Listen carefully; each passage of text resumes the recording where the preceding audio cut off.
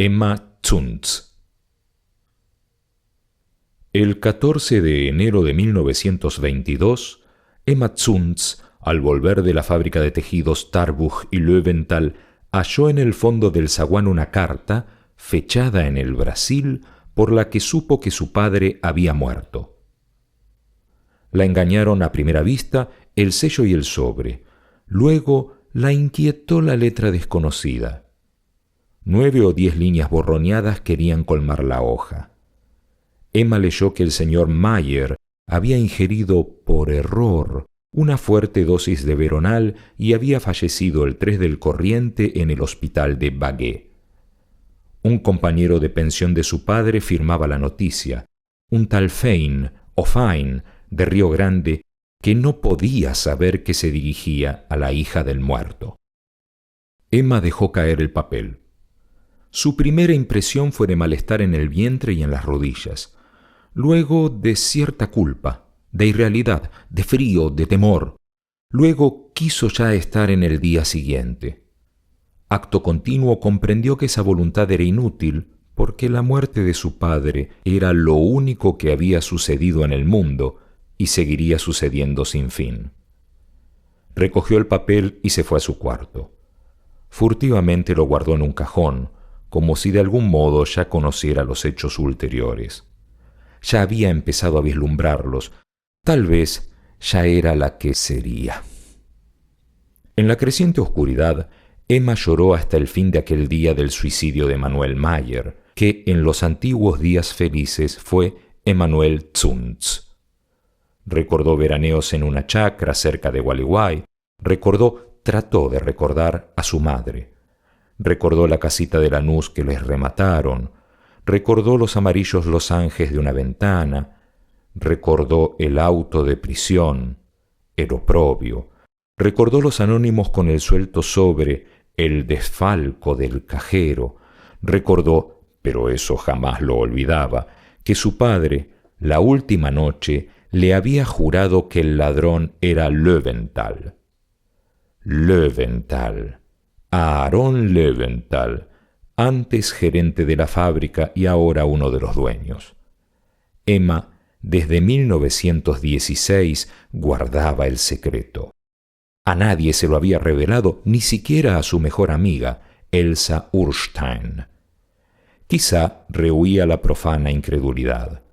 Quizá creía que el secreto era un vínculo entre ella y el ausente. Löwenthal no sabía que ella sabía.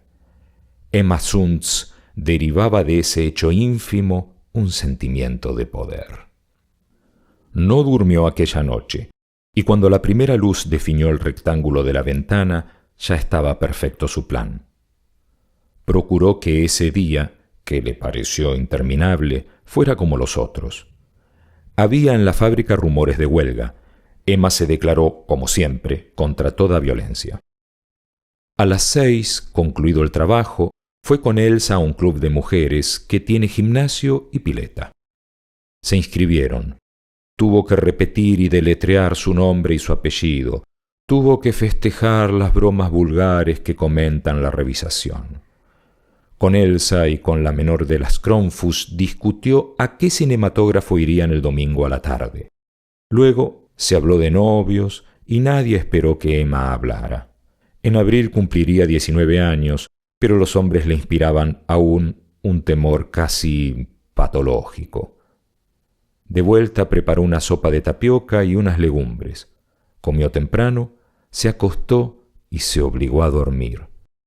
Así, laborioso y trivial, pasó el viernes 15, la víspera. El sábado la impaciencia la despertó. La impaciencia, no la inquietud, y el singular alivio de estar en aquel día, por fin. Ya no tenía que tramar y que imaginar. Dentro de algunas horas alcanzaría la simplicidad de los hechos. Leyó en la prensa que el Nordstjernan de Malmö zarparía esa noche del dique 3. Llamó por teléfono a Löwenthal, insinuó que deseaba comunicar, sin que lo supieran las otras, algo sobre la huelga y prometió pasar por el escritorio al oscurecer. Le temblaba la voz. El temblor convenía a una delatora. Ningún otro hecho memorable ocurrió esa mañana.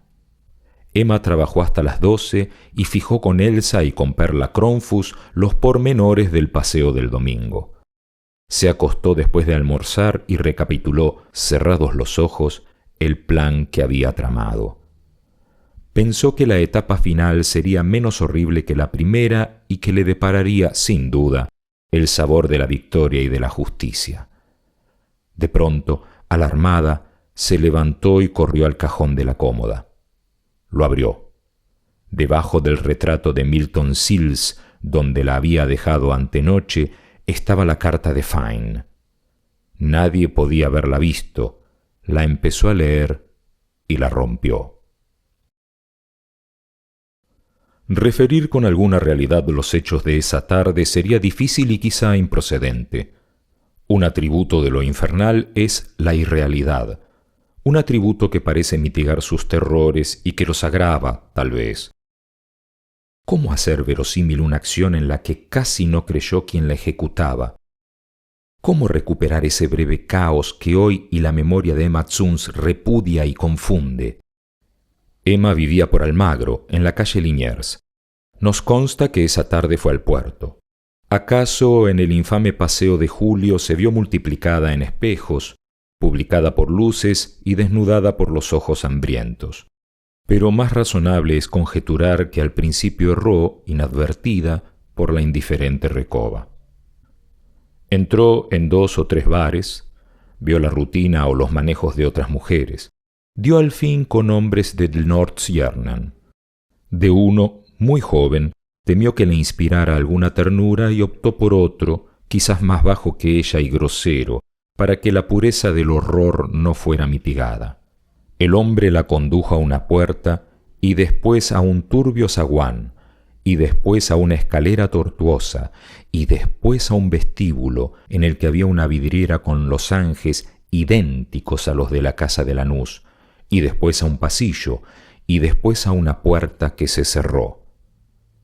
Los hechos graves están fuera del tiempo, ya porque en ellos el pasado inmediato queda como tronchado del porvenir, ya porque no parecen consecutivas las partes que los forman.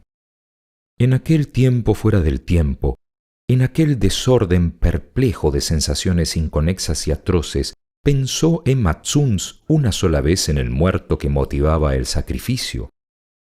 Yo tengo para mí que pensó una vez y que en ese momento peligró su desesperado propósito.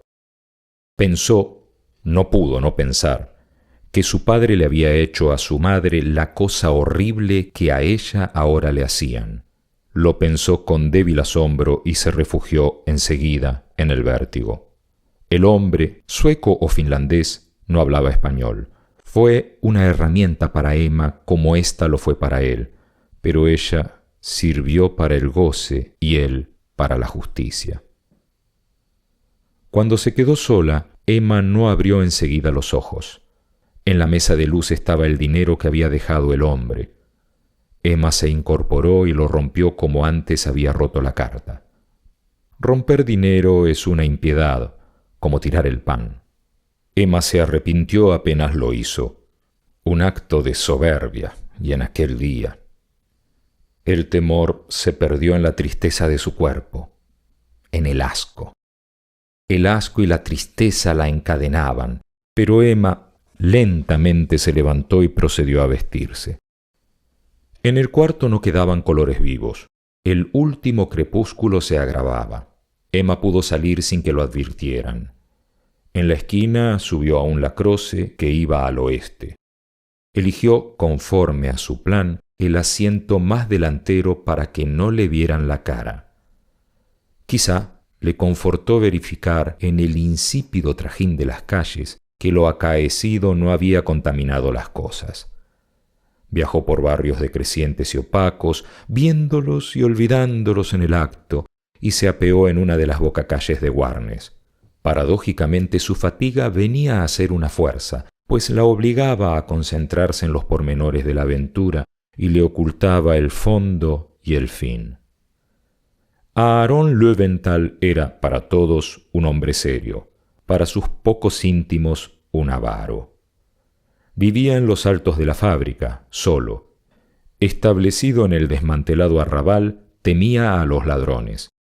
En el patio de la fábrica había un gran perro, y en el cajón de su escritorio, nadie lo ignoraba, un revólver. Había llorado con decoro el año anterior la inesperada muerte de su mujer, una Gauss que le trajo una buena dote, pero el dinero era su verdadera pasión. Con íntimo bochorno se sabía menos apto para ganarlo que para conservarlo. Era muy religioso. Creía tener con el Señor un pacto secreto que lo eximía de obrar bien, a trueque de oraciones y devociones. Calvo, corpulento, enlutado, de quevedos ahumados y barba rubia, esperaba de pie junto a la ventana el informe confidencial de la obrera Zunz. La vio empujar la verja que él había entornado a propósito y cruzar el patio sombrío. La vio hacer un pequeño rodeo cuando el perro atado ladró. Los labios de Emma se atareaban como los de quien reza en voz baja. Cansados repetían la sentencia que el señor Löwenthal oiría antes de morir. Las cosas no ocurrieron como había previsto Emma Zunz. Desde la madrugada anterior, ella se había soñado muchas veces dirigiendo el firme revólver, forzando al miserable a confesar la miserable culpa y exponiendo la intrépida estratagema que permitiría a la justicia de Dios triunfar de la justicia humana. No por temor, sino por ser un instrumento de la justicia, ella no quería ser castigada. Luego, un solo balazo en mitad del pecho rubricaría la suerte de Löwenthal. Pero las cosas no ocurrieron así. Ante Aaron Löwenthal, más que la urgencia de vengar a su padre, Emma sintió la de castigar el ultraje padecido por ello. No podía no matarlo después de esa minuciosa deshonra. Tampoco tenía tiempo que perder en teatralerías. Sentada, tímida, pidió excusas a Löwenthal. Invocó, a fuer de delatora, las obligaciones de la lealtad, pronunció algunos nombres, dio a entender otros y se cortó como si la venciera el temor. Logró que Löwenthal saliera a buscar una copa de agua. Cuando éste, incrédulo de tales aspavientos, pero indulgente, volvió del comedor, Emma ya había sacado del cajón el pesado revólver. Apretó el gatillo 2 veces. El considerable cuerpo se desplomó como si los estampidos y el humo lo hubieran roto. El vaso de agua se rompió. La cara la miró con asombro y cólera. La boca de la cara la injurió en español y en yiddish. Las malas palabras no cejaban. Emma tuvo que hacer fuego otra vez. En el patio, el perro encadenado rompió a ladrar, y una efusión de brusca sangre manó de los labios obscenos y manchó la barba y la ropa. Emma inició la acusación que había preparado. «He vengado a mi padre y no me podrán castigar». Pero no la acabó, porque el señor Löwenthal ya había muerto. No supo nunca si alcanzó a comprender. Los ladridos tirantes le recordaron que no podía aún descansar. Desordenó el diván, desabrochó el saco del cadáver, le quitó los quevedos salpicados y los dejó sobre el fichero.